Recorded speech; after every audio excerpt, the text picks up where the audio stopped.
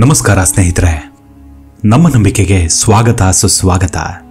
ಸ್ನೇಹಿತರೆ, ಇಡೀ ಜಗತ್ತಿನಲ್ಲಿರೋ 90% ಜನಕ್ಕೆ ಅಹಂಕಾರ ಅನ್ನೋದಿದೆ. ಯೌವನಾವಸ್ಥೆಯಲ್ಲಿ ಶಕ್ತಿ, ಅಂದ, ಚಂದ, ಆಕರ್ಷಣೆ, ಮಧ್ಯ ವಯಸ್ಸಿನಲ್ಲಿ ಹಣದ ಮದ ಇವಿಷ್ಟು ಮನುಷ್ಯನ ಕರ್ತವ್ಯವನ್ನೇ ಮರೆಸಿಬಿಡುತ್ತೆ. ನಾನೇ ಎಲ್ಲ, ನನ್ನಿಂದಲೇ ನನ್ನ ಸಂಸಾರ, ನನ್ನಿಂದಲೇ ಈ ಭೂಮಿ ನಿಂತಿದೆ, ನನ್ನ ಕೇಡಿಯೇ ಸೂರ್ಯ ಚಂದ್ರರು ಹುಟ್ಟುತ್ತಾರೆ, ಈ ದೇಶಕ್ಕೆ ನಾನೇ ಸಾರ್ವಭೌಮ ಅನ್ನೋ ಕಾಲ್ಪನಿಕ ಗುಂಗಲ್ಲೇ ಅದೆಷ್ಟೋ ಕೋಟ್ಯಾಂತರ ಮಂದಿ ಬದುಕ್ತಿದ್ದೀವಿ. ಆದ್ರೆ ಒಂದು ಕ್ಷಣ ಎಲ್ಲವನ್ನೂ ಬದಿಗಿಟ್ಟು ಯೋಚಿಸಿದ್ರೆ ಅದೊಂದು ಶೂನ್ಯ ತುಂಬಿದ ಉತ್ತರ ಮಾತ್ರ ಲಭಿಸುತ್ತೆ. ಆವಾಗ ಯಾರಿಂದಲೂ ಈ ಕಾಲ ನಿಂತಿಲ್ಲ, ಆ ಕಾಲಕ್ಕೆ ತಕ್ಕಂತೆ ನಾವು ಬಂದು ಹೋಗ್ತಿದ್ದೀವಿ ಅನ್ನೋದು ಮನದಟ್ಟಾಗತ್ತೆ. ಮನುಷ್ಯ ಎಷ್ಟೇ ದೊಡ್ಡವನಾದ್ರೂ ಅಹಂಕಾರವನ್ನ ಬಿಡಬೇಕು. ಅಹಂಕಾರವನ್ನ ಬಿಡದ ಹೊರತು ಈ ಬಾಳಿನಲ್ಲಿ ಸಾಕ್ಷಾತ್ಕಾರವನ್ನ ಪಡೆಯಲು ಸಾಧ್ಯ ಇಲ್ಲ. ಆಗುವ ಎಲ್ಲಾ ಕಾರ್ಯಗಳಿಗೆ ಕಾರಣ ದೇವರು, ವಿಧಿಬರಹ, ಋಣಾನುಬಂಧ, ಹೀಗೆ ನಾನಾ ಬಗೆಯ ಕಾರಣಗಳಿರ್ತಾವೆ. ಅಹಂಕಾರದ ಕುರಿತಾಗಿ ಒಂದು ಒಳ್ಳೆ ಕತೆ ಇದೆ, ಹೇಳ್ತೀನಿ. ಅದಕ್ಕೂ ಮುನ್ನ ನಮ್ಮ ನಂಬಿಕೆಗೆ ನಿಮ್ಮ ಬೆಂಬಲ ಇರಲಿ. ಸ್ನೇಹಿತರೆ, ಒಂದು ಊರಲ್ಲಿ ಒಬ್ಬ ವಯಸ್ಸಾದ ವ್ಯಕ್ತಿ ಇದ್ದನಂತೆ. ಆತ ಆ ಊರಿನ ಮುಖಂಡ. ಆ ಊರಿನಲ್ಲಿ ಹೊಸದಾಗಿ ಏನನ್ನೇ ಉದ್ಘಾಟಿಸೋದಿದ್ರೂ ತನ್ನನ್ನೇ ಕರಿಬೇಕು ಅಂತ ಆತ ಆಜ್ಞೆ ಹೊರಡಿಸಿದ. ಹೀಗೆ ಅವನಿಗೆ ಪಾಠ ಕಲಿಸಲು ಒಬ್ಬಳು ಮುದುಕಿ ತೀರ್ಮಾನಿಸಿ ಬಿಡ್ತಾಳೆ. ಒಂದು ದಿನ ತಾನೊಂದು ಉದ್ಘಾಟನೆಯನ್ನ ನಿಮ್ಮಿಂದ ಮಾಡಿಸ್ತೇನೆ ಬನ್ನಿ ಎಂದು ಕರೀತಾಳೆ ಆ ಮುದುಕಿ. ಯಾವ ಉದ್ಘಾಟನೆ ಅಂತಲೂ ಕೇಳದೆ ಆ ಮುಖಂಡ ಒಪ್ಪಿಕೊಂಡು ಅಲ್ಲಿಗೆ ಹೋಗ್ತಾನೆ. ಆಗ ಆ ವೃದ್ಧೆ ಒಂದು ಹಳ್ಳದ ಹತ್ತಿರ ನಿಂತು ಜನರಿಗೆಲ್ಲ ಹೇಳ್ತಾಳೆ, ಇಂದು ಈ ಊರಿನ ಮುಖಂಡರು ಈ ಹಳ್ಳವನ್ನ ಉದ್ಘಾಟಿಸ್ತಿದ್ದಾರೆ. ಇಂದಿನಿಂದ ಯಾರು ಬೇಕಾದ್ರೂ ಈ ಹಳ್ಳದ ನೀರನ್ನ ಅವರ ಹೆಸರು ಹೇಳಿ ಉಪಯೋಗಿಸ್ಕೊಳ್ಬಹುದು ಅಂತ. ಅರೆ, ಊರಿನ ಜನರೆಲ್ಲ ಮಾತಾಡ್ಕೊಳ್ತಾರೆ, ಇದೇನಿದು, ನೂರಾರು ವರ್ಷಗಳ ಹಳೆ ಹಳ್ಳಕ್ಕೆ ಈ ದೊಣ್ಣೆ ನಾಯಕ ಬಂದು ಉದ್ಘಾಟನೆ ಮಾಡ್ತಾನಲ್ಲ ಅಂತ ಗುಸುಗುಸು ಮಾತಾಡ್ಕೊಳ್ತಾರೆ.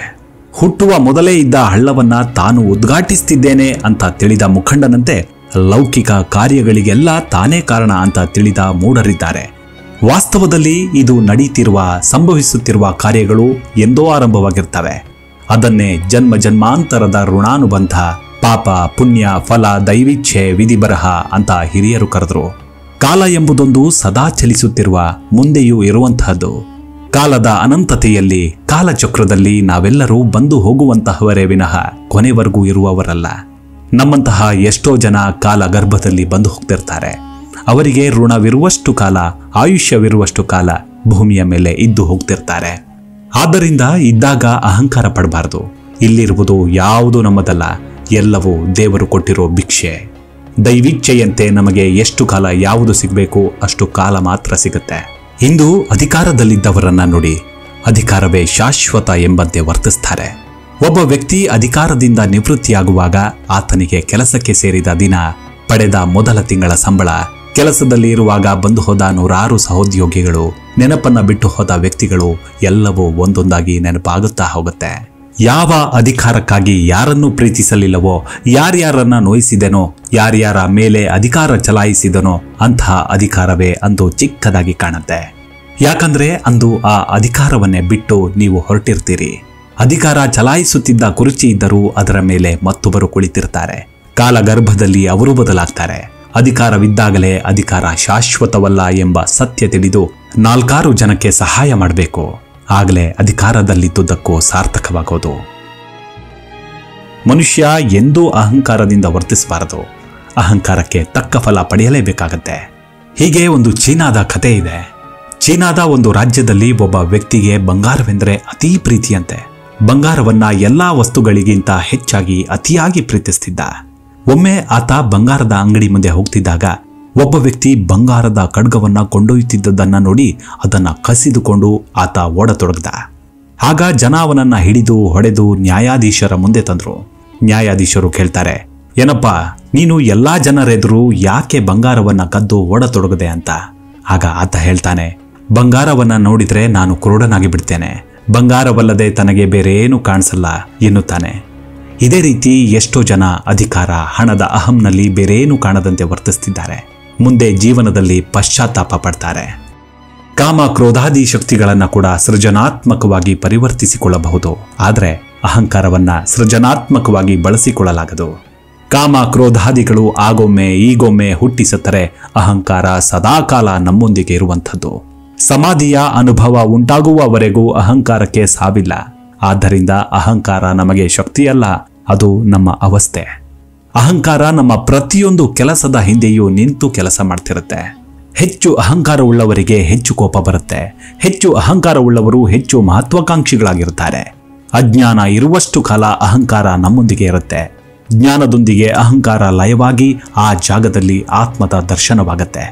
ಅಹಂಕಾರ ಶಕ್ತಿಯಲ್ಲ, ಅದು ಆತ್ಮವನ್ನ ಕವಿದಿರುವ ಅಜ್ಞಾನ ರೂಪಿಯಾದ ಒಂದು ಪರದೆ. ಹೀಗೆ ಅಹಂಕಾರದ ಹೊಗೆ ಕಡಿಮೆಯಾದಾಗ ಆ ಹೊಗೆಯೊಳಗೆ ಹುದುಗಿ ಬೆಳಗುತ್ತಿದ್ದ ಆತ್ಮವೆಂಬ ದೀಪವನ್ನ ಆವರಿಸಿಕೊಂಡಿರುತ್ತೆ. ಅಹಂಕಾರ ನಿರಸನವಾದಾಗ ನಾನು ಇದ್ದೇನೆ ಎಂಬ ಭಾವವು ಇಲ್ಲವಾಗಿ ನಿಜದ ದರ್ಶನವಾಗುತ್ತೆ. ಅಹಂ ಎಂದರೆ ಜೀವದ ಸ್ವಕೃತ ಧರ್ಮ.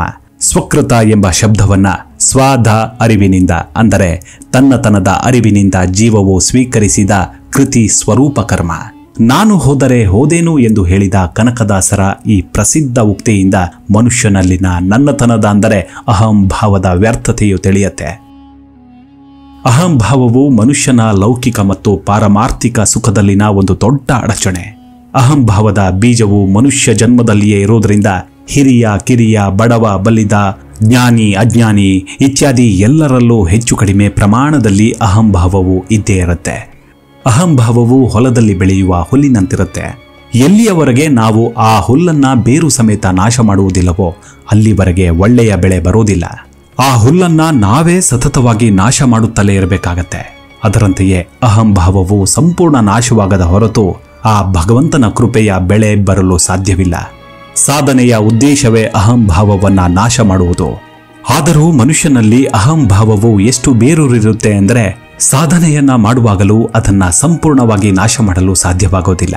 ಆದುದರಿಂದ ಸಾಧನೆಯಿಂದ ಅಹಂಭಾವವು ತಾನಾಗೇ ಕಡಿಮೆಯಾಗುವುದು ಎಂದು ವಿಚಾರವನ್ನ ಮಾಡದೆ ಅಹಂಭಾವವನ್ನ ಕಡಿಮೆ ಮಾಡಿಕೊಳ್ಳಲು ಸತತವಾಗಿ ಪ್ರಯತ್ನ ಪಡಬೇಕು. ಜೀವನ ತುಂಬಾ ಚಿಕ್ಕದು ಸ್ನೇಹಿತರೆ.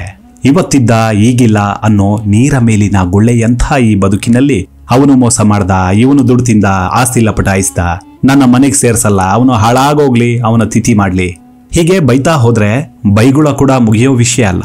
ಆದ್ರೆ ಒಂದಂತೂ ನಾವು ಯೋಚನೆ ಮಾಡಲೇಬೇಕು. ಏನಂದ್ರೆ ನಾವೆಲ್ಲರೂ ಇಲ್ಲಿರೋದು ಬಾಡಿಗೆದಾರರಾಗಿ ಮಾತ್ರ. ಎಲ್ಲ ಫ್ರೀ. ಅದರಲ್ಲಿ ಕೆಲಸ, ಸಂಪಾದನೆ, ಮರಿ, ಮಕ್ಕಳು, ಸಂಸಾರ, ಆಸೆ, ಆಕಾಂಕ್ಷೆ ಎಲ್ಲವೂ ಅಡಗಿದೆ. ನಾವು ದುಡಿದು ನಾವು ತಿನ್ನಬೇಕು. ನಮ್ಮ ಕೆಲಸ ಮುಗಿದ ನಂತರ ಬರಿಗೈಲಿ ಹೋಗ್ಬೇಕು. ಆಗ ಅಲ್ಲಿ ದೇವ್ರು ಕೇಳ್ತಾನಂತೆ, ಎಷ್ಟು ತಂದಿದೀಯಪ್ಪ ಕೊಡು ಅಂತ ನಗ್ತಾನೆ. ಆದ್ರೆ ಮೆರೆದು ಅಹಂಕಾರದಲ್ಲಿ ಮೈ ಮರೆತು ಕೊನೆಗೊಮ್ಮೆ ಎಲ್ಲಾ ಬಿಟ್ಟು ಹೋದಾಗ ಆತ್ಮದ ಹಿಂದಕ್ಕೆ ಕರ್ಮಗಳ ಮಚ್ಚೆ ಅಂಟಿಕೊಂಡಿರುತ್ತಂತೆ. ಆ ಮಚ್ಚೆಗಳನ್ನ ನೋಡಿ ದೇವರು ನಮ್ಮನ್ನ ಎಲ್ಲಿಗೆ ನೂಕಬೇಕೋ ಅಲ್ಲಿಗೆ ನೂಕ್ತಾನೆ. ಇಷ್ಟಕ್ಕೆ ಇಷ್ಟೆಲ್ಲ ಮೆರೆಯೋದಾದ್ರೂ ಯಾಕೆ ಅಲ್ವಾ? ಎಲ್ಲರನ್ನೂ ಪ್ರೀತಿಸೋಣ, ಪ್ರೀತಿಯನ್ನ ಹಂಚೋಣ. ಟೈಮ್ ಬಂದಾಗ ಆ ಪ್ರೀತಿ ನಮಗಾಗಿ ಕಣ್ಣೀರು ಸುರಿಸುವಂತಿರಲಿ. ಮುಂದಿನ ಎಪಿಸೋಡ್ನಲ್ಲಿ ಮತ್ತೆ ಸಿಗೋಣ ಸ್ನೇಹಿತರೆ. ಅಲ್ಲಿವರೆಗೂ ನಿಮ್ಮ ಆರೋಗ್ಯದ ಕಡೆ ಗಮನವಿರಲಿ. Take care. ನಮಸ್ಕಾರ.